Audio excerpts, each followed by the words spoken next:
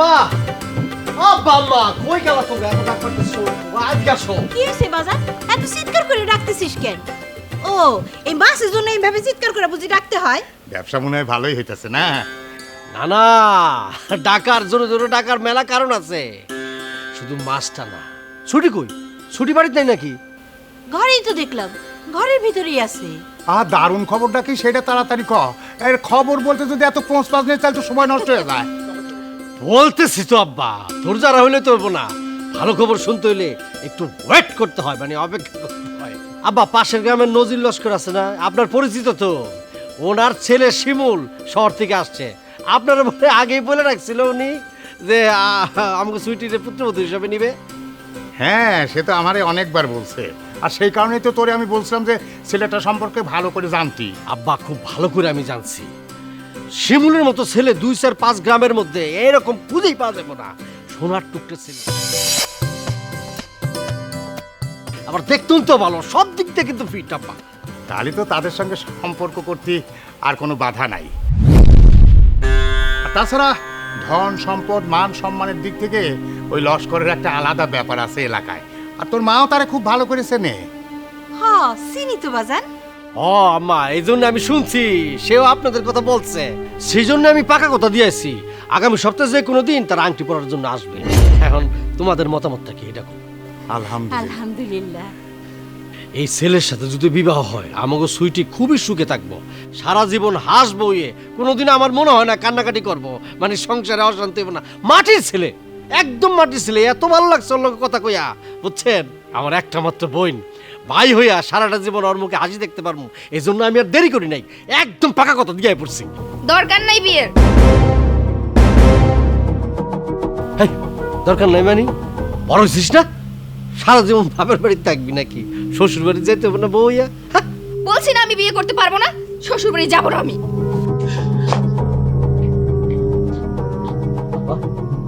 আমা ও এইভাবে মেজাজ দেখা গেল না মানে ছোট মানুষ তো সেই কারণে হয়তো বিয়ে করতে চাইতেছে না এখন। তুই কিছু মনে করিস না রে বাবা। আব্বা এখনই বিয়ে হইতে হবে এমন কোনো কথা আছে দেখাশোনাটা হয়ে থাকুক আমরা কাবিন করে রাখলাম 6 মাস পরে তুলে নিল অসুবিধা কি তা অবশ্য তুই ভালো কথা বলছিস বাপ ও ছোট মানুষ ওর কথায় বসে থাকলে হবে না তোর কাছে যদি ভালো মনে হয় তুই আগাইতে থাক হ্যাঁ না আগাইতে হবে আমি দেখতেছি ধরো মাস্টার ধরো মা ভালো করে বুঝাও বয়স হয়েছে তো এখন এইভাবে মেজাজ দেখাইলে হবে হ্যাঁ মাস্টার ওজন আছে ওটার ব্যবস্থা করো যাও। আইসি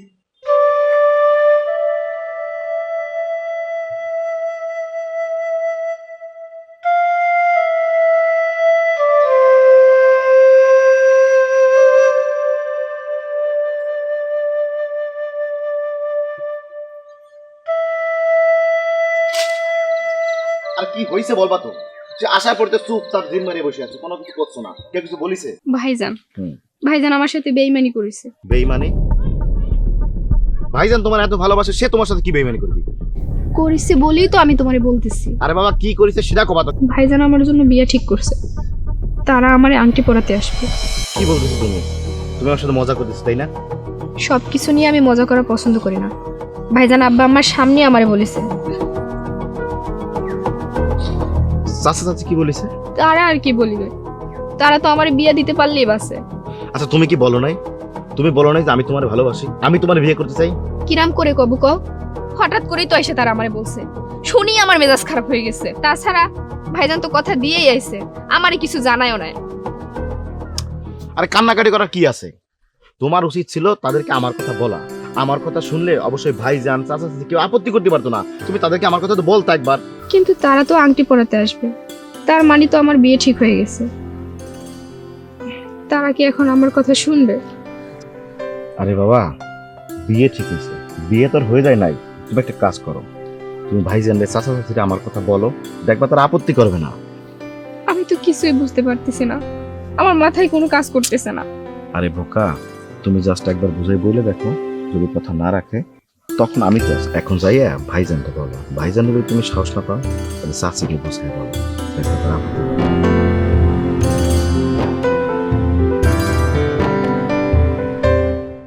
এটা কিন্তু খুবই ভালো সংবাদ শিমুল কিন্তু ছেলে হিসেবে খুবই ভালো তাছাড়া আমাগো ননদিনের লগে খুবই মানাইব। আরে বাবা, এই জন্যই তো আমি বিয়েটা ঠিক করলাম। ছেলে হিসেবে তো ভালো আমি জানি, কিন্তু তোমার ওই যে হবু ননদিনী কি করলো জানো? আমি বলার সাথে সাথে আমার সামনে মেজাজ দেখে চলে গেল। কি কও? মেজাজ দেখাইব কিসের জন্য? আরে বাবা, কিসের জন্য এটা আমি কেমনে কবো? আব্বা আবার বললো ও একটু ছোট মানুষ, ও ছোট, ও বলে ছোট মানুষ, বিয়ের বয়স কেমন হয়েছে, এরকম কথা হইলো? সেটাও হইতে পারে। আর বাবা, ছোট মানুষ, ওর বয়সী যারা আছে তাদের বাচ্চা কাচ্চা হয়ে গেছে। হালিমার বাচ্চা হয়ে গেছে, জানো না? ওর বান্ধবী না। এখন এইটা কোনো কথা? এরকম করে বসায় রাখতে হইব? এরপর বয়স হয়ে গেলে তো বিবাহ হইব না তখন। তাহলে পরে আমার কথা একবার চিন্তা করো, আমি তো বুড়াই হয়ে গেছি। তুমি যদি পরে আমার দিকে মুখ ফিরায় নাও, তাহলে পরে কি আমার আর বিয়ের স্বাদটা গ্রহণ করা হইব? এরকম কথা বললাম মুখ ফিরে মুখে? আমি একমাত্র ভালোবাসি তোমারে, তোমার ছাড়া কাউকে ভালোবাসি? প্রশ্ন ওঠে না মুখ ফিরানো। আর শোনো, আমি তো ডিসিশনে নিয়ে নিছি, সুইটির বিয়াটা হয়ে গেলে কয়দিন পরেই তো তোমার আমি বিয়া করে নিয়ে যাবো। তুমি আর এই কয়টা দিন বললো না তো, তোমার এই কথা শুনতে শুনতে আমার কান ঝালাপালা হয়ে গেছে। বাবা, তুমি তো বাস্তব সাক্ষী, তোমার তো আমি সবকিছু বলছি। আমাকে পরিবারের উপর দিয়ে কত ঝড় গেল না। এখন তো আল্লাহর রহমতে আমি মোটামুটি প্রতিষ্ঠিত, আমার ফ্যামিলি মোটামুটি সচ্ছল। এখন সুইটির বিয়া দিলে তো তোমার আমি ঘরে তুলে নিয়ে যাবো। এখন তো ক্লিয়ার, লাইন ক্লিয়ার। সেটা আমি জানি। শোনো, আমি তোমার একটা দায়িত্ব দিব, তুমি যেভাবে পারো সুইটির সাথে কথা বললা বিয়াতে রাজি করো। অ্যাজ এ ভাবি হিসাবে তোমার এটা করতে হবে। আচ্ছা, আমি চেষ্টা করতেছি। আর না, চেষ্টা করে মানে এটা তোমার করতে হবে। সুইটির একমাত্র হবু ভাবি হিসাবে এটা তোমার দায়িত্ব এবং কর্তব্য, বুঝছো? আচ্ছা, ঠিক আছে।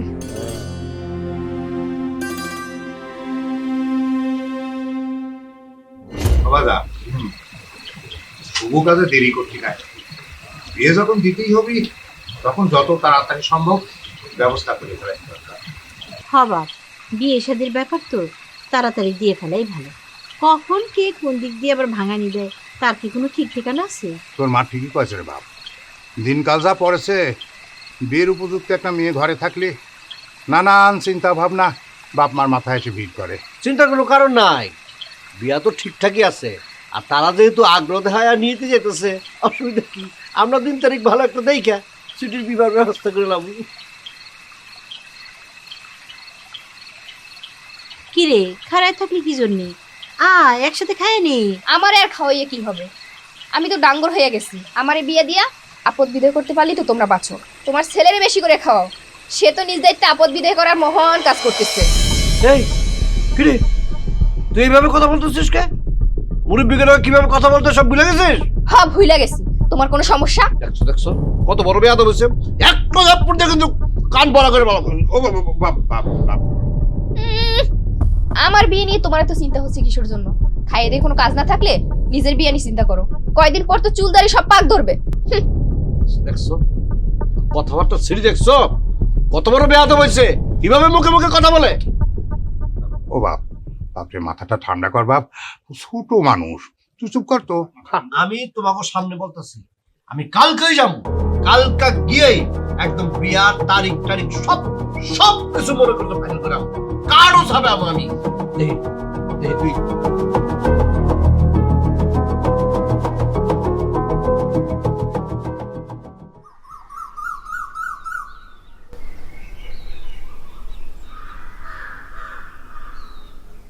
কি ব্যাপার, আমার হবু ননদিনের মুখটা এমন ভারবার লাগতেছে? কোনো সমস্যা? সে কথা আর বলে কি হবে নদী আপা? সমস্যার কি শেষ আছে? সমস্যা তো থাকবেই। সমস্যা যেমন আছে সমাধানও আছে। সমাধান তো খুঁজে পাচ্ছি না নদী আপা। পাইলে পরে কি আর আমার মন খারাপ থাকতো? কও। কি নিয়ে সমস্যা সেটা তো আগে কইবা। ভাইজান আমার বিয়ে ঠিক করছে। তো নদী আপা, এই বিয়েতে আমার মত নাই। আমি এই বিয়েটা করতে চাচ্ছি না। আচ্ছা, তুমি কিসের জন্য বিয়ে করতে চাইতেছো না সেটা কি তাগরে জানাইছো? কেউ তো আমার কথা শুনতেই চাচ্ছে না। আমি বড় হয়ে গেছি, লোকজন আমারে নিয়ে নানা কথা বলতে পারে, এর জন্য তারা আমার বিয়ে দেওয়ার জন্য উঠে পড়ে লাগছে। তুমি বলতে চাইতেছো তুমি এখন বিয়ের জন্য প্রস্তুত না, তাই তো? তুমি কি তাগরে জানাইছো? তুমি যদি তাগরে না জানাও তাহলে তো তারা তাগো কাজ করবই, এটাই স্বাভাবিক। আমার তো বিয়ে করতে কোনো আপত্তি নাই নদী আপা, তুমি বিষয়টা বুঝতে পারতেছো না। একবার বলতেছো তুমি বিয়ে করতে রাজি না, আবার বলতেছো বিয়ে করতে তোমার কোনো আপত্তি নাই। আমি কেমনে বুঝতে পারবো? তুমি খুইলা কও আমারে সবকিছু। ঠিকই তো বলছি, বিয়ে আমি করতে পারবো, কিন্তু এই ছেলের করতে পারবো না। তাইলে কি অন্য কোনো ছেলের বিয়ে করতে চাও নাকি? মাথা খারাপ হয়ে গেছে তোমার? যে কোনো ছেলের বিয়ে করবো কিশোর জন্য? ফয়সাল আছে না? ও, আমাদের গ্রামের ফয়সাল, আমি তো তার কথা ভুলেই গেছিলাম।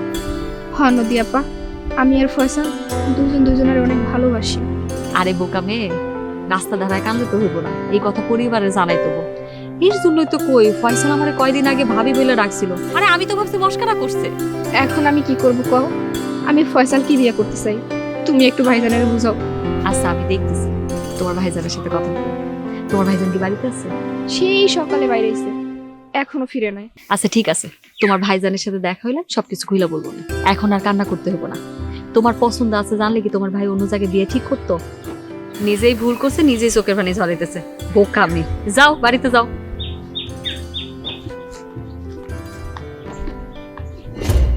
মিরাজের মা, সুইটির মনের অবস্থা কিছু বুঝতে পারছো? মেলার সময় ধরে দেখছি মন খারাপ করে বসে আছে, এখন আবার দেখলাম বাইরের দিকে চলে গেল। কিছুই তো বুঝতে পারতেছি না। আসলে বয়স কম তো, ও আমার ঘরে ঘর ছাড়িয়ে অন্য ঘরে যেতে চাচ্ছে না, ওর মন সায় দিচ্ছে না। আব্বা, আম্মা, ফাইনাল কথা, একদম ফাইনাল কথা পাকাপাকি করে তুইছি। আলহামদুলিল্লাহ। তুই কি লস্কর পাড়া গেছিলি? হ্যাঁ, চাচার লোক কথা হইলো, চাচারা বলে আসছি আগামী শুক্রবার দিনে বিয়া পাকাপোক্ত একদম। আর আপনার কথা কইতেছিল আব্বা, আমি বলছি কাজে ব্যস্ত তো এই জন্য আসতে পারিনি। খুব ভালো বলেছিস। তা বাজার বিয়ের দিন তারিখ কবে ঠিক করছি? আগামী শুক্রবার, আগামী শুক্রবার। আমি এই বিয়েতে রাজি না। কেন এই কথা কইতেছিস? ছেলের অবস্থা কি খারাপ? ছেলে কি দেখতে শুনতে কি অসুন্দর, ল্যাংড়া লুলা? হ্যাঁ, তাহলে এই ধরনের কথা বলতেছিস কেন রাজি না তুই?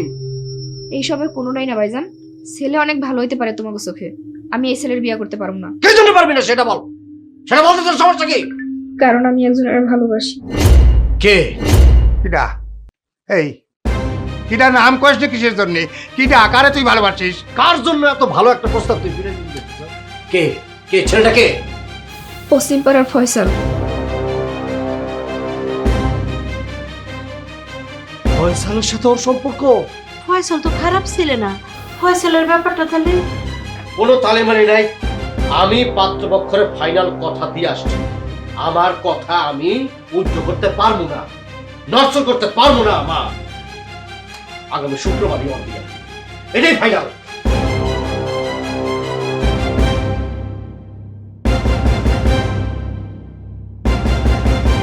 নদিয়াপা কেমন আছো? আছি তো ভালো। তলে তলে তো ঠিকই প্রেমের বর্ষি ফালা আমার ননদিনের মনটা গাইথা রাখছো। সে যে বিপদে পইরা যন্ত্রণা ছটফট করতেছে, সে খেয়াল কি রাখো?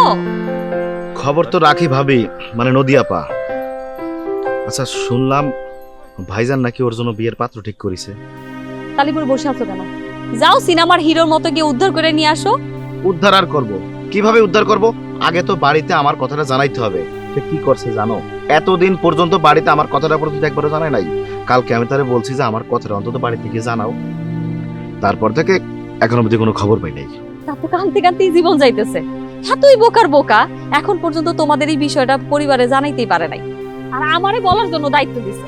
তাহলে পরে তুমি কিছু একটা করো, দরকার পড়লে আমি আব্বা আম্মার যে কয়ে তাকে পাঠানোর ব্যবস্থা করি। আমার গার্জিয়ান গেলে তো একটু এগোয় নাকি? সেটা হলে তো ভালো হয়, যা করার একটু তাড়াতাড়ি করতে হইব। নদিয়াপা, তুমি যদি ভাইজানরা কিছু কও, সে কিন্তু কথাটা রাখবে। তুমি বললে তোমার কথা ফেলতে পারবে না। তুমি একটু দেখো আমার কথাটা বলা যায় কিনা। আমি দেখি তোমার ভাইজানের সাথে কথা বলে। ও তোমার ভাইজানরে আবার তো সময় গেলে খুঁজেই পাওয়া যায় না। দেখা যাক তোমাদের জন্য কি করতে পারি। তুমি কিন্তু একটু সুইটির সাথে কথা বলে দেখতে পারো, ওর তো একটু সাহস দিতে পারো, তাই না? সাহস তো আমি সব সময় দেই, যখন দেখা হয় তখনই সাহস দেয়। এখন একটা জিনিস হচ্ছে, আমার ব্যাপারটা যদি ও বাড়িতে না বলে, তাহলে আমি কেমনে কি করতে পারি কও? এখন ইচ্ছা হচ্ছিল বাড়িতে যাই, কিন্তু এই মুহূর্তে যদি বাড়িতে দেখা করতে যাই, তাহলে ভাইজান তো ওরে আবার বকাঝকা করতে পারে। এখন যাওয়াটা ঠিক হবে কিনা বুঝতেছি না। তা অবশ্য ঠিক বলছো। আমি যতটুকু জানি তোমার ভাইজান এখন বাড়িতে নাই, তোমার থাকে এখন যাওয়ার দরকার নেই। আমি তাহলে যাই, পরে কথা বলবে।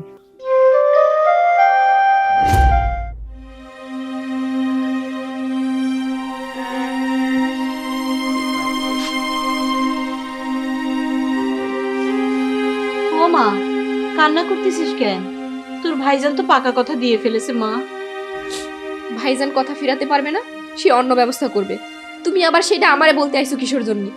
আমি তো একবার কইই দিছি আমি এ বিয়ে করতে পারবো না। ও মা, আমি তো পড়ছি মহা বিপদে, এদিকে তুইও কোনো কথা শুনতেছিস না, আর মিরাজ ওইদিকে তার কথা থেকে এক চুলও নড়তেছে না। অবান্তর কথা কইলে সেটা শুনবো কেমন করে? আমারে বিয়া দিবা, আমারে না জানায় পাত্র ঠিক করে আনছো। আমি কি তোমাকে কাছে এতটাই আপদ হয়ে গেছি আম্মা?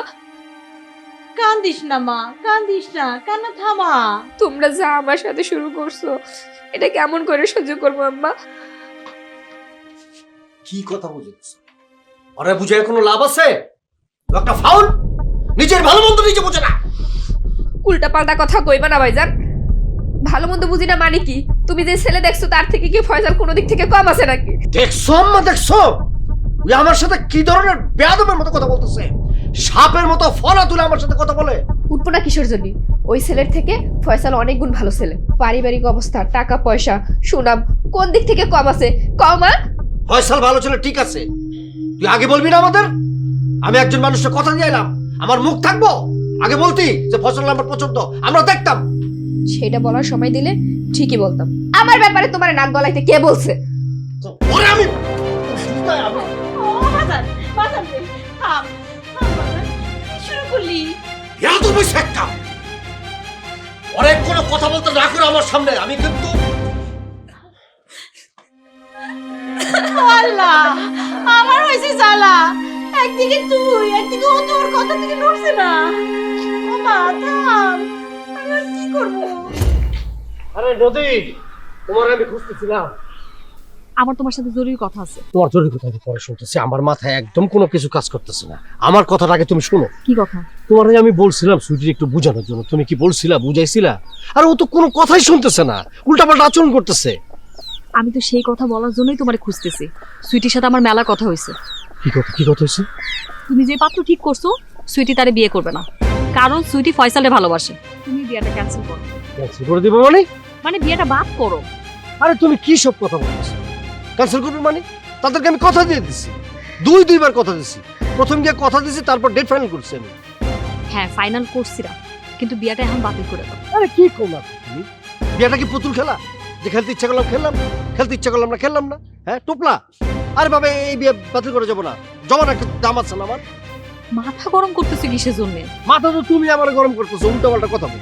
সুইটির ভালোর জন্য, সুইটির সুখের জন্য হইলো তোমার এই বিয়েটা বাতিল করতে হবে। আমি বলতেছি অসম্ভব, এটা সম্ভব না। নদী, বোঝার চেষ্টা করো, এটা আমি নিজে ঠিক করছি, এই বিয়ে আমি দিবই। এই বিয়ে হইব না, হইতে পারে না। তোমার এক রোখা জেদের জন্য সুইটির ভালোবাসা পরাজিত হোক, সেটা আমি চাই না। অন্তত আমি চাই না এই বিয়েটা হোক। তুমি এই ব্যাপারটা নিয়ে আপাতত ভাইবো না, ভাবার দরকার নাই। তোমার সাথে বইলে আমি ভুল করছি, আমার ভুল হচ্ছে তোমার বোঝা। কই যাচ্ছে তুই? তোর কিসের কাম আছে? কই যাস? সবকিছু তোমার কই তুই? এই দাঁড়া, এই বাড়ির থেকে তুই এক পা বের হইতে পারবি না। কেন, আমি কি সারাদিন এই বাড়ির মধ্যে বসে থাকবো নাকি? হ্যাঁ, তুই বসেই থাকবি। শুক্রবারে বিয়ার আগ পর্যন্ত তুই বাড়ি থেকে বের হতে পারবি না। বিয়া হওয়ার পরে একেবারে শ্বশুর বাড়িতে যাবি তুই, এর আগ পর্যন্ত বাড়িতে থাকবি। বাজান, তোরা কি শুরু করলি? আব্বা, ওরে ঘরে যেতে কও। আমি যাবো না ঘরে, আমার কাজ আছে, আমি বাইরে যাবো। তোর কাজ যে কি সেটা আমি রিপোর্ট পাইছি, আমি খুব ভালোভাবে জানছি। সুযোগের সদ্ব্যবহার করা, হ্যাঁ? বাড়ির থেকে বের হয়ে ফয়সালের সাথে দেখা করতে যাবা না? মুখ সামলাই কথা কও ভাইজান। ফয়সাল তোমার সাথে সুযোগে সদ্ব্যবহার করছে, এটা কেনা করছে তোমার ভাইজান? বাজান, থাম তোরা। এই সুইটি, তুই থামবি? ও আমা তুমি কি কি বলবা? আমি নিজেই তো দেখছি ফয়সাল সুযোগের সদ্ব্যবহার করছে। কি সুযোগে সদ্ব্যবহার করছে? কিসের সদ্ব্যবহার করছে? আমাকে দুর্বলতার সুযোগ দিচ্ছে। আব্বা অসুস্থ অবস্থায় এই বাড়িতে ঢোকার চান্স নিয়ে আব্বারে নিয়ে ঢাকা গেছে, আমাদের সাথে থাকছে। ওর আসল উদ্দেশ্য ছিল তোর সাথে প্রেম করা, তোরে ফুসটায় ফুসটায় প্রেম করছে, প্রেম করে তোর মাথাটা খারাপ করছে। এখন তুই বেয়াদবি শিখছ, এই বাড়ি থেকে বের হয়ে যেতে চাচ্ছ, একটা বেঈমান ছেলে কোথাকার। তুমি নিজে বেঈমান হইতে পারো, কিন্তু ফয়সাল না। সুইটি, আমার বেঈমান কথা বললি তুই? আমি বেঈমান না? আব্বা আম্মার মুখে হাসি ফুটানোর জন্য, সংসার একটু সচ্ছলতার জন্য আমি কি না করতেছি, তোর একটা ভালো করে বিবাহ দেওয়ার জন্য আমি চা করতেছি, আর তুই আমার বলতেছিস বেঈমান? হ্যাঁ, সুযোগ সন্তানী ফয়সালের হইয়া তুই আমার বলতেছিস বেঈমান? আমি ভাবছিলাম এই কথা কোনোদিন তোমাদেরকে বলবো না, ফয়সাল আমাকে বলতে নিষেধ করছিল, কিন্তু আজ সত্যটা প্রকাশ না করে পারলাম না। আজ এই সংসারটা যে জায়গায় এসে দাঁড়াইছে শুধু আমার কারণে। কি বলছিস তুই? তোর কারণে মানে? আম্মা, এই কাজে সহযোগিতার হাত বাড়াই দিছে ফয়সাল। ফয়সাল? হ্যাঁ আব্বা, তুমি যখন অসুস্থ হয়ে ঘরে পড়েছিলা ব্যথায় ছটফট করতেছিলাম। ভাইজান শত চেষ্টা করেও কিছু করতে পারছিল না। তখন আমি এই বিষয়টা ফয়সালের কাছে খুলে দিলাম।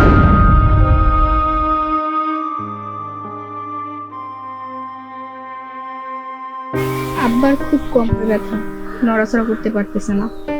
এদিকে ভাইয়া এত চেষ্টা করেও সুদিনের দেখা পাচ্ছে না। এরকম চলতে থাকলে পরে আমাদের কি হবে কো?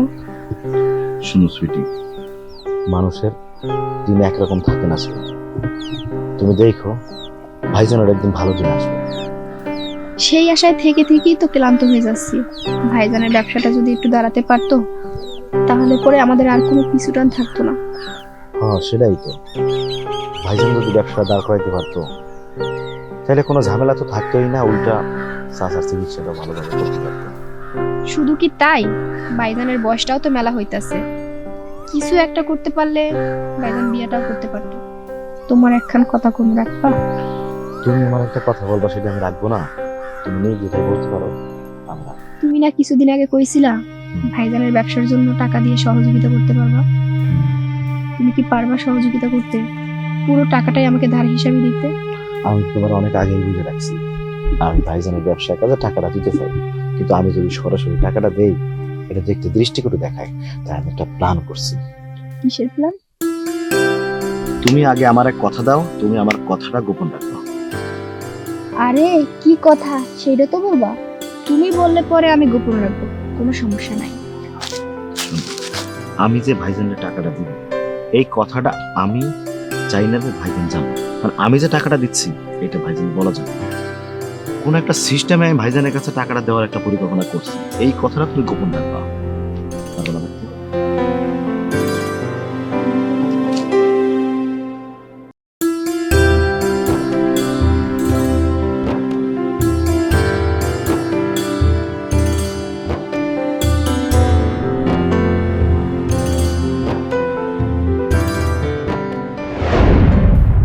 বেলাল ভাইয়ের সাথে পরামর্শ কইরা তার হাত দিয়ে টাকাটা দিছে ফয়সাল।